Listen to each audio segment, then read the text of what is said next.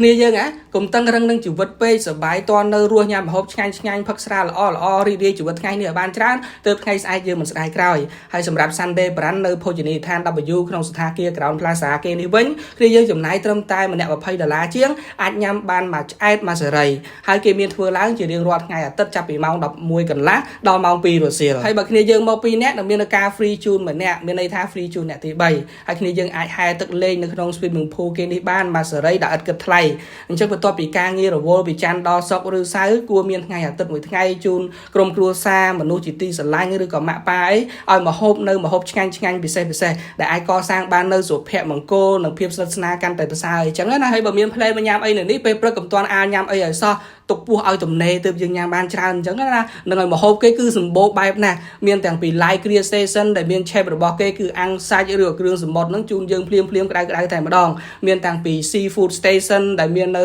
Oyster Snow Crab Scallop ហើយ Hot Pot Station គេនេះវិញគឺមាននៅ